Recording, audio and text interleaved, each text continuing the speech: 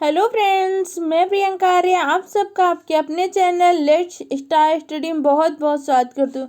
आज मैं आप सबके लिए सीटेट एग्जाम का आपका जो 7th चैप्टर था, हम चीज़ें कैसे बनाते हैं, लेके आए हूँ। अगर अभी तक आपने इससे पहले के चैप्टर नहीं देखे तो हमारे चैनल की प्लेलिस्ट में जाके उन सबको देख लीजिए तथा उनके नोट्स बना लीजिए, क्योंकि जब आप सीक्वेंस वाइज पढ़ेंगे तो चीज़ों के कॉन्सेप्ट ज़्यादा अच्छे से डेवलप हो पाएंगे, तो आपको चीज़ें ज़्यादा अच्छे से समझ में आ पाएंगी। तो चलिए आज का अपना चैप्टर जो है स्टार्ट करते हैं। इस चैप्टर के अंदर हम पढ़ेंगे पहले तो पदार्थ के बारे में, पदार्थ की अवस्थाएं, फिर क्या होगा भारत के कुछ प्रमुख क्षेत्र जहाँ पे किसी चीज़ के प्रसिद्ध हैं। जैसे गन्ना उत्पादन में उत्तर प्रदेश प्रसिद्ध है, कपास उत्पादन में कुछ प्रमुख जो वो है डिजाइन है, जैसे बटोला पटोला कहाँ की है, पोचमपल्ली कहाँ की है, चिकन कढ़ाई कहाँ के प्रसिद्ध है। इस तरह से इस टॉपिक के बारे में अध्ययन करेंगे। इस टॉपिक से एक क्वेश्चन हर बार के सीटेट एग्जाम में पूछा गया है। कई बार आपसे लोक नृत्य के बारे में पूछा जा चुका है। तो चलिए हम सबसे पहले पढ़ते हैं पदार्थ के बारे में। पदार्थ होता क्या है? कोई भी ऐसी वस्तु जो निश्चित स्थान घेरे तथा जिसमें द्रव्यमान, उसे क्या कहते हैं? पदार्थ कहते हैं। कह रहा संसार में कोई भी ऐसी वस्तु जिसमें क्या हो, निश्चित एक स्थान घेर रही हो और उसमें उसका द्रव्यमान हो, तो उसे हम क्या बोलेंगे? पदार्थ कहेंगे। अब आपसे पूछ सकते हैं पदार्थ की अवस्था है, तो पदार्थ की मुख्यतः 3 अवस्था होती है, ठोस, द्रव, गैस। क्या होती है? 3 अवस्था होती है। ठोस अवस्था क्या होती है? जिसमें क्या होता है, पदार्थ के मध्य जो अंतरा अणु होती है अत्यंत पास पास होती है। कौन सी अवस्था होती है? ठोस होती है। कई बार आपसे ऐसा पूछ सकते हैं आपकी एनसीईआरटी में लेके, ठोस का जो आकार तथा आयतन दोनों क्या होते हैं? निश्चित होते हैं। किसका? ठोस का। और द्रव क्या होता है? द्रव के अंतरा अणु जो होते हैं थोड़े दूर दूर होते हैं। कैसे होते हैं? थोड़े दूर दूर होते हैं। और इनका क्या होता है? आकार तो निश्चित नहीं होता, लेकिन आयतन निश्चित होता है। क्या निश्चित होता है? आयतन। आपका वी जो वॉल्यूम होता है वो निश्चित होता है। चलिए हम पढ़ते हैं गैस के बारे में। गैस के क्या होते हैं? गैस के अंतरा अणु काफी दूर दूर तक होते हैं। इनका ना ही आयतन निश्चित होता है, ना ही आकार निश्चित होता है। तो इस चीज को याद रखना। आपसे पूछ सकता है कि आयतन व आकार किसका निश्चित होता है, तो किसका होता है? ठोस का। सिर्फ आयतन निश्चित होता है, आकार अनिश्चित होते हैं। किसका? द्रव का। आयतन तथा आकार दोनों अनिश्चित होते हैं। किसका? गैस का। और पूछ सकते हैं कि ऐसा कौन सा पदार्थ है जो तीनों अवस्थाओं में पाया जाता है, तो जल। जल एक ऐसा पदार्थ है जो क्या होता है? तीनों अवस्थाओं में पाया जाता है। जल आपको ठोस अवस्था में भी मिलता है, द्रव में भी मिलता है तथा गैस में भी मिलता है। जैसे जल की जब बर्फ बन जाती है, तो बर्फ कैसी अवस्था होती है? ठोस अवस्था। जैसे आपके एनसीईआरटी में दिखाई गई ये बर्फ ही कैसी अवस्था है? ठोस अवस्था है। फिर ये जब भाप बन जाए या वाष्प बन जाती है तो ये क्या हो जाती है? उसकी गैस अवस्था हो जाती है। और जब पानी के रूप में होते हैं तो ये कौन सी अवस्था है? उसकी तरल अवस्था है। तो आपसे पूछ सकते हैं ऐसा कौन सा पदार्थ है जो पदार्थ की तीनों अवस्थाओं में पाया जाता है, तो कौन सा है? जल है। अब आपसे पूछ सकता है कि आपके एनसीईआरटी में रॉबर्ट बायल के बारे में। रॉबर्ट बायल पहले वैज्ञानिक थे जिन्होंने क्या किया? सर्वप्रथम तत्व शब्द का प्रयोग किया था। तो आपसे पूछ सकते हैं सर्वप्रथम तत्व शब्द का प्रयोग किसने किया था, तो किसने किया था? रॉबर्ट बायल ने। रॉबर्ट बायल पहले वैज्ञानिक थे जिन्होंने क्या किया? तत्व शब्द का प्रयोग किया था। जल क्या एक तत्व है, यौगिक है, मिश्रण? आपसे ऑप्शन में पूछ सकते हैं। तो जल क्या आपका? यौगिक है। अब यौगिक क्यों? क्योंकि ये क्या करता है? ऑक्सीजन प्लस हाइड्रोजन से मिलकर, हाइड्रोजन के 2 अणुओं से मिलकर बनता है। हाइड्रोजन के 2 अणु तथा ऑक्सीजन के 1 अणु से मिलकर क्या बनता है? जल बनता है। तो आपसे पूछ सकते हैं जल का सूत्र क्या होता है, तो जल का सूत्र क्या होता है आपका? H2O। देखिए इसमें हाइड्रोजन के कितने अणु हैं? 2, ऑक्सीजन के 1 अणु, इसलिए जल क्या है? एक यौगिक है। जल एक यौगिक है जो क्या करता है? ऑक्सीजन और हाइड्रोजन से मिलकर बना है। चलिए अब आगे हम पढ़ते हैं यौगिक क्या होते हैं। यौगिक वे पदार्थ होते हैं जो 2 या 2 से अधिक तत्वों के निश्चित अनुपात में संयोग से बनते हैं। जैसे क्या हो रहा है? 2 से अधिक तत्व मिल रहा है लेकिन उनका एक निश्चित अनुपात हो। जैसे क्या होगा? जैसे 1:2:1। ये क्या होगा? एक निश्चित अनुपात हो। किसी भी चीज का आप पढ़ रहे हो तो उसका अनुपात एक निश्चित हो, तो वो जो बनता है उसे हम क्या बोलते हैं? यौगिक कहते हैं। और आपसे धातुओं में कुछ क्वेश्चन पूछे, जैसे मुद्रा धातु जिससे हमारे सिक्के ढाले जाते हैं। हमारे सिक्के को ढाला कहाँ जाता है? टकसाल में, आपको पता होगा। तो उस मुद्रा धातु में कौन कौन सी धातु पाई जाती है, मिश्रण होते हैं? तो उसमें तांबा, टिन व सीसा का मिश्रण होता है। तो आपसे पूछ सकते हैं मुद्रा धातु में कौन सी धातुएं पाई जाती हैं, तो उसमें कौन कौन सी? तांबा, टिन व सीसा के मिश्रण से मुद्रा धातु बनती है। इसके जो तांबा व जास्ता के मिश्रण से क्या होता है? पीतल का बनता है। अब आपसे पूछ सकते हैं कि पीतल नगरी किसको कहते हैं, तो पीतल नगरी किसको कहते हैं? मुरादाबाद को। मुरादाबाद कहाँ है? उत्तर प्रदेश का एक जिला है मुरादाबाद। चलिए हम आंवले के बारे में पढ़ते हैं। आंवले क्या होते हैं, स्वाद में खट्टे होते हैं। कैसे होते हैं, स्वाद में खट्टे होते हैं। तो इनका पीएच मान क्या होता है, 7 से कम होता है। ठीक है, जो भी इंपॉर्टेंट चीज़ें मैंने उन्हें हाईलाइट कर दी ताकि इन्हें आप नोट्स बनाते हुए हाईलाइट कर लें, जिससे क्या होगा कि आपके नोट्स बहुत अच्छे वे पे बनेंगे और आपको चीज़ें बहुत अच्छे से समझ में आएंगी। क्योंकि क्या होगा, जब आप नोट्स पूरे बन जाने के बाद जब एग्जाम टाइम होता है ना, तो आपको समराइज करना होता है। पढ़ने के बाद उनको समराइज करना बहुत इंपॉर्टेंट होता है। समराइज का मतलब क्या है, उसको संक्षेपण। जो भी आपने इतना बड़ा सिलेबस पढ़ा है उसको संक्षेपण में आप कम से कम 2 या 3 पेज में ऐसा संक्षेपण कर सकते हैं। संक्षेपण में क्या होता है, जो इंपॉर्टेंट चीज़ें, हाईलाइट चीज़ें, उन्हें आप लिख लीजिए। तो एग्जाम में जाने से पहले आप क्या करते हैं, उनका क्विक रिवीजन कर लीजिए। इसलिए आपको समराइज करना बहुत अच्छे से आना चाहिए। इसलिए मैं क्या कर रही हूँ, जो भी इंपॉर्टेंट चीज़ें उनको हाईलाइट कर देती हूँ। ये आपको समराइज करने में बहुत हेल्प करेंगे। तो चलिए, जिससे कहते हैं आंवले कैसे होते हैं, स्वाद में खट्टे होते हैं। तो इनका पीएच मान क्या होता है, 7 से कम होता है। इसके अतिरिक्त आंवले क्या करते हैं, लिटमस पेपर को नीले से लाल कर देते हैं। तो आपसे पूछ सकते हैं, अगर कोई पदार्थ है जो लिटमस पेपर को नीले से लाल कर देते हो तो कैसा है पी उसको आंवले, और आंवले का पीएच कैसा होता है, 7 से कम होता है। तो आपको पीएच के बारे में पता होना चाहिए। पहले बात तो पीएच क्या होती है, एक स्केल होती है, पोटेंशियल हाइड्रोजनी करके एक स्केल होती है, जिसमें क्या होता है 0 से लेकर 7, 7 से लेकर 14 तक के मान होते हैं। अगर जो 0 से 7 के मध्य आते हैं, ये क्या होते हैं, एसिड आपके अम्ल होते हैं। और जो 7 होते हैं वो आपका न्यूट्रल होता है, उदासीन होता है। और 7 से 14 के मध्य जो होते हैं ये आपके क्या होते हैं, बेस होते हैं, क्षार होते हैं। तो आपसे पूछ सकता है, तो 0 से 7 के मध्य होते हैं क्या होते हैं, अम्ल होते हैं। जो जिसका 7 होता है वो कैसा होता है, उदासीन होता है। और जो 7 से 14 के मध्य होते हैं वो कैसे होते हैं, क्षारीय होते हैं। चलिए हम पढ़ते हैं क्षार के बारे में। बेस, क्षार स्वाद में कैसे होते हैं, तो क्षार स्वाद में आपके तीखे होते हैं। तथा इनका पीएच मान कैसे होता है, इनका पीएच मान 7 से अधिक होता है। और क्षार क्या कर देते हैं, लिटमस पेपर को लाल से नीले कर देते हैं। तो आपसे पूछ सकते हैं, अम्ल क्या कर रहे थे, अम्ल लिटमस पेपर को नीले से लाल कर रहे थे, जबकि क्षार क्या करता है, उसका विपरीत करता है। ये उसको क्या कर देता है, लाल से नीला कर देता है। सबसे कई पदार्थों में उपस्थित एसिड के बारे में पूछते हैं, जैसे नींबू में कौन सा अम्ल पाया जाता है, सेब में कौन सा अम्ल पाया जाता है, जो आप सोडा ड्रिंक या कोल्ड ड्रिंक्स वगैरह पीते हैं उसमें कौन सा पाया जाता है। इस तरह से आपसे कुछ इंपॉर्टेंट है जो आपसे पूछा जा सकते हैं। जैसे आपसे पूछ सकते हैं, नींबू और संतरा में कौन सा अम्ल पाया जाता है, तो नींबू और संतरा में कौन सा अम्ल पाया जाता है, साइट्रिक अम्ल। नींबू और संतरा में साइट्रिक एसिड पाया जाता है। सिरका में कौन सी एसिड पाई जाती है, तो सिरका में आपकी एसिटिक एसिड पाई जाती है।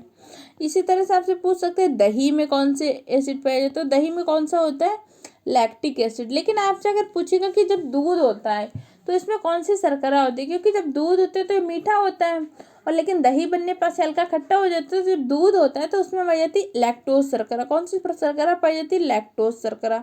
इस चीज़ को याद रखना। आपसे पूछ सकते हैं कि दूध में कौन सी शर्करा पाई जाती है, लैक्टोज शर्करा।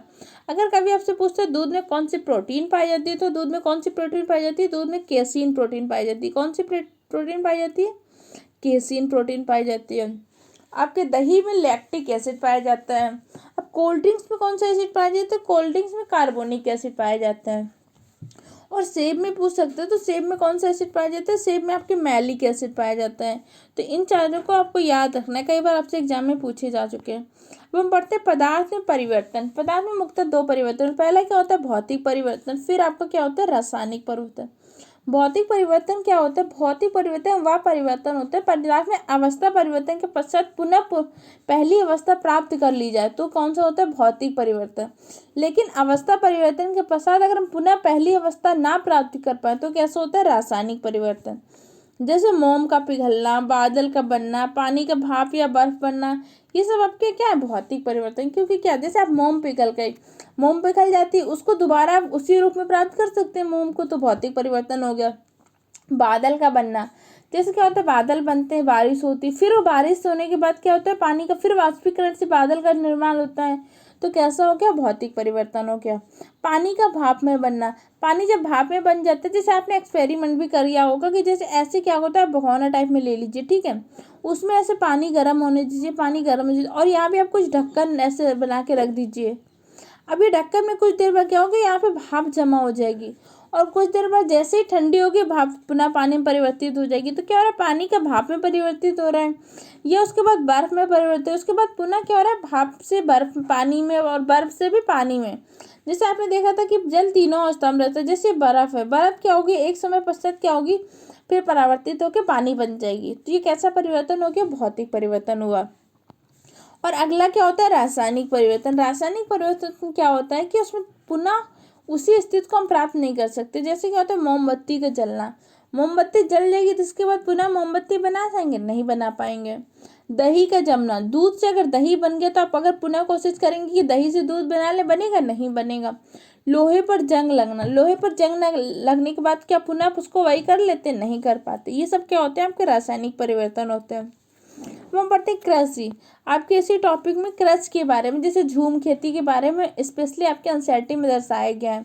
तो क्या कृषि मुख्यतः दो प्रकार से होती है। पहली आपकी क्या होती है? निर्वाह कृषि। फिर आपकी क्या होती है? वाणिज्यिक कृषि। अब निर्वाह कृषि क्या होती है? जैसे आप सब जानते हैं हमारे भारत की अर्थव्यवस्था का मुख्य आधार कृषि है। लेकिन यहाँ पे भी कृषि क्या होती है? मुख्यतः दो प्रकार से। कुछ करते हैं निर्वाह कृषि। निर्वाह कृषि का मतलब क्या होता है? वो अपने जीविकोपार्जन के लिए, जैसे आप देखते होंगे भारत के गाँव में क्या होता है? अधिकतर कृषि कैसी होती है? निर्वाह कृषि होती है। क्योंकि लोग जो कृषि करते हैं सिर्फ इस तरह से करते हैं कि उनकी जीविका का निर्वाह होता रहे। उनको खाने के लिए अनाज थोड़ा बहुत बेच लेते, जिससे बाकी ज़रूरतें पूरी होती, उसको बिजनेस के रूप में नहीं करते। तो कैसी होगी? निर्वाह कृषि। अपनी जीविका का जीविकोपार्जन के लिए जो जिस प्रकार कृषि करते हो, हमारी निर्वाह कृषि के अंदर। और दूसरी क्या होती है? वाणिज्यिक कृषि। बड़े बड़े क्षेत्रों में की जाती है कृषि। इसका मुख्य उद्देश्य क्या होता है? व्यापार करना। तो ये कौन सी कृषि होगी? वाणिज्यिक कृषि। अब निर्वाह कृषि के अंतर्गत स्थानांतरित कृषि भी आती है। आपसे स्थानांतरित कृषि के बारे में पूछ सकते हैं। स्थानांतरित कृषि क्या होती है? एक क्षेत्र विशेष में कुछ समय करने के पश्चात उस क्षेत्र विशेष को छोड़कर दूसरी जगह करने जाते हैं, और इसे अलग अलग राज्यों में अलग अलग नाम से जानते हैं। जैसे क्या होता है? स्थानांतरित कृषि फेमस कहाँ पे है? जैसे मेघालय, मिजोरम, अरुणाचल प्रदेश, इन क्षेत्रों में मुख्यतः स्थानांतरित कृषि की जाती है। और स्थानांतरित कृषि को मेघालय में क्या कहते हैं? झूम खेती कहते हैं। तो आपसे पूछ सकता है कि मेघालय में स्थानांतरित कृषि को क्या कहते हैं? तो झूम खेती कहते हैं। अब चलिए हम पढ़ते हैं मिजोरम में लॉटरी द्वारा कृषि की भूमि आवंटित की जाती है।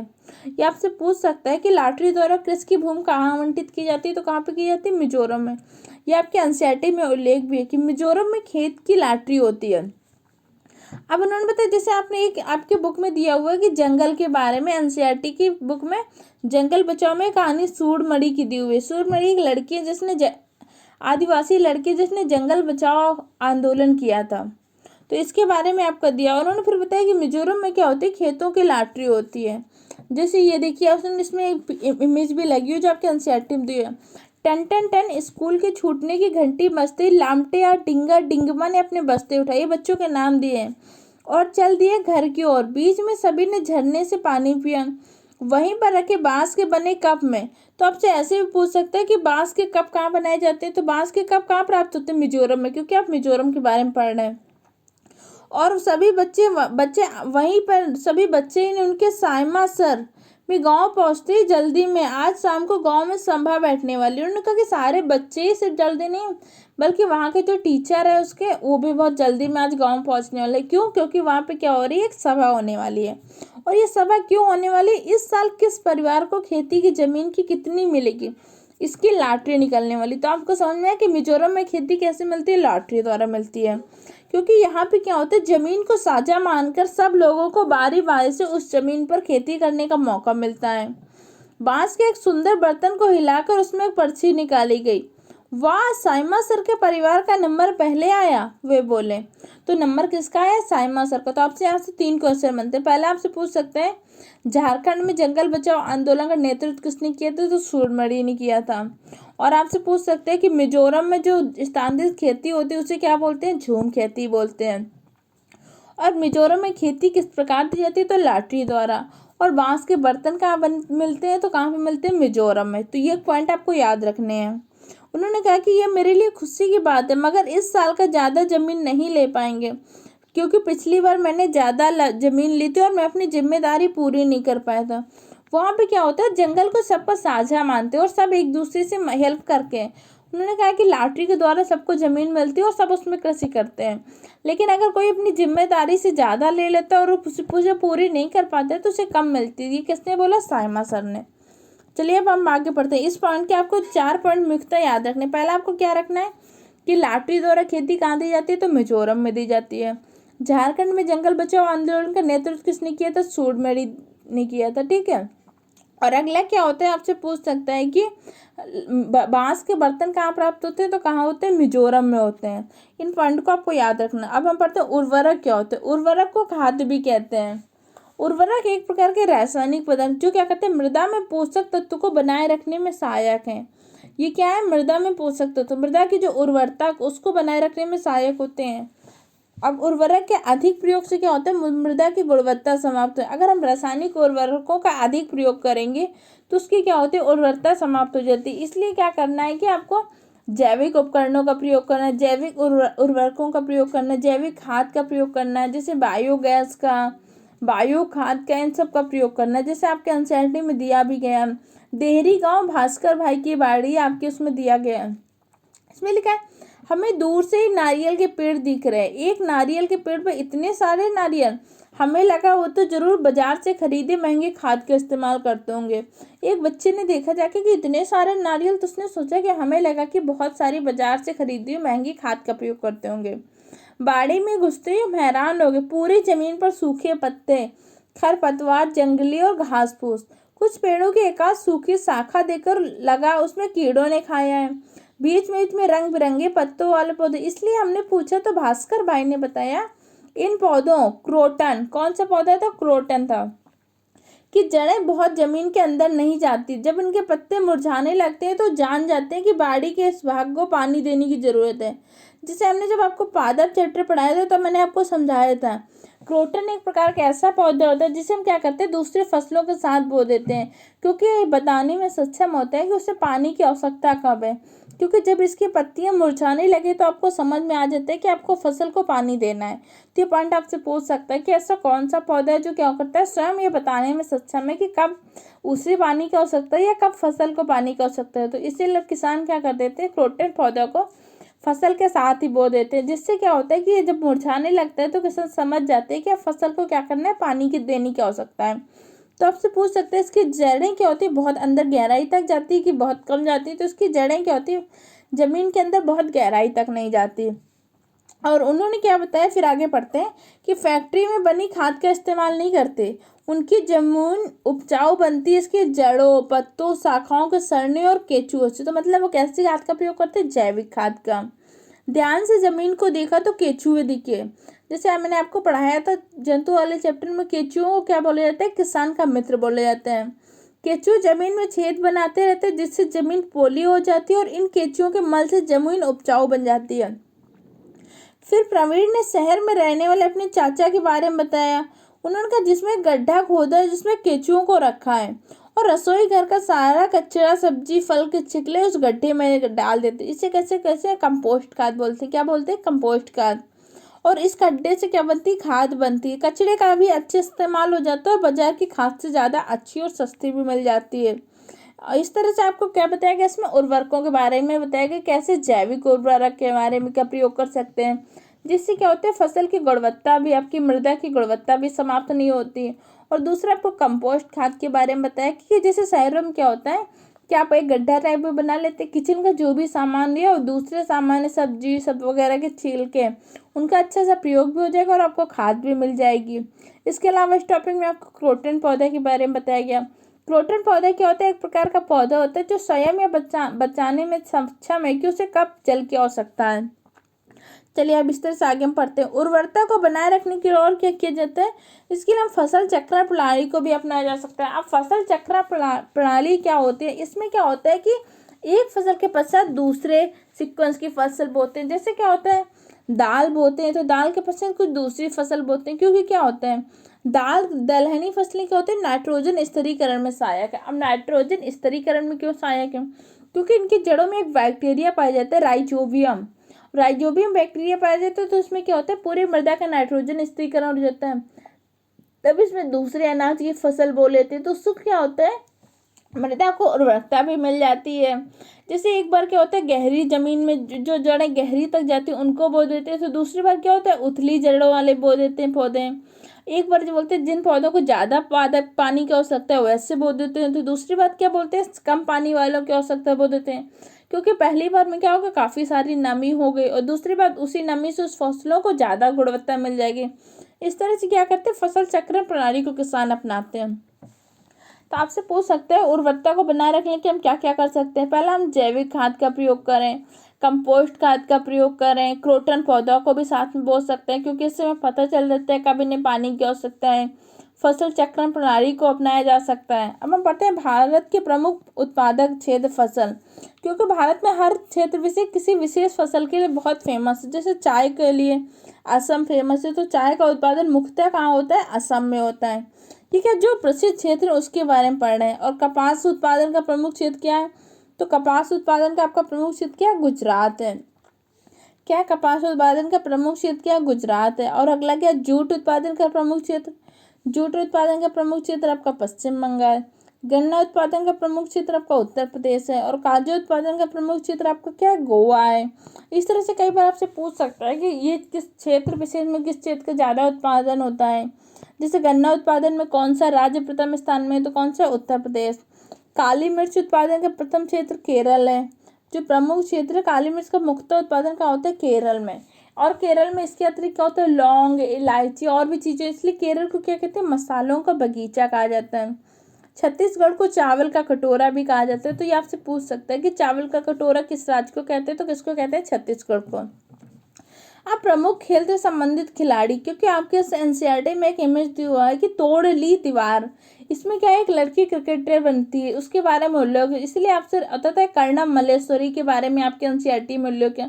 तो इसलिए हम कुछ खेलों से संबंधित प्रमुख खिलाड़ियों के बारे में पढ़ लेते हैं। आपसे पूछ सकते हैं जैसे सुनील गावस्कर, सचिन तेंदुलकर का संबंध किस खेल से, तो क्रिकेट से। आपसे पूछ सकते हैं ऐसे। जैसे एक बार के में कर्णम मल्लेश्वरी के बारे में पूछा जा चुका है। मेजर ध्यानचंद, धनराज पिल्लाई, सरदार सिंह, इन सब का संबंध किससे, हॉकी से है। गोपी चंद, प्रकाश पादुकोण, साइना नेहवाल, पीवी सिंधु, इन सब का संबंध किससे, बैडमिंटन से। सुशील कुमार, दारा सिंह, योगेश्वर दत्त, साक्षी मलिक का संबंध किससे, कुश्ती से। विजेंद्र कुमार, मैरी कॉम का संबंध किससे, मुक्केबाजी से है। अभिनव बिंद्रा, राजवर्धन सिंह राठौर, जीतू राय, हिना सिंह का संबंध किससे, निशानेबाजी थे। अब हम पढ़ते हैं कर्णम मल्लेश्वरी, इसके बारे में आपके एग्जाम में एक बार पूछा भी जा चुका है। कर्णम मल्लेश्वरी कुंज रानी देवी का संबंध किससे, भारोत्तोलन, वेट लिफ्टिंग से। अब हम पढ़ते हैं भारत के विभिन्न क्षेत्रों की प्रसिद्ध कलाएं। जैसे आपसे पूछ सकते हैं कि वर्ली चित्रकारी कहाँ पर प्रसिद्ध है, चिकन कढ़ाई कहाँ पर प्रसिद्ध है। वर्ली चित्रकारी आपके महाराष्ट्र में प्रसिद्ध है। चिकन कढ़ाई उत्तर प्रदेश के लखनऊ शहर में बहुत प्रसिद्ध है। इत्र नगरी किसको कहते हैं, आपसे पूछ सकते हैं, तो इत्र नगरी कन्नौज को कहते हैं। कन्नौज कहाँ है, उत्तर प्रदेश में स्थित है। पीतल नगरी मुरादाबाद को कहा जाता है। मुरादाबाद कहाँ है, उत्तर प्रदेश में स्थित है। पटोला बुनाई, पटोला बुनाई कहाँ पे, गुजरात में प्रसिद्ध है। पोचमपल्ली कढ़ाई, ये आपके एनसीईआरटी में उल्लेख भी दिया हुआ है। पोचमपल्ली कढ़ाई कहाँ पे, आंध्र प्रदेश में। लकड़ी पर की गई नक्काशी जो होती है, लकड़ी पर उत्तर प्रदेश के सहारनपुर जिले में जो होते हैं लकड़ी पर नक्काशी की जाती है, जो अत्यंत प्रसिद्ध है। मधुबनी चित्रकारी बिहार के मिथिलांचल में प्रसिद्ध है।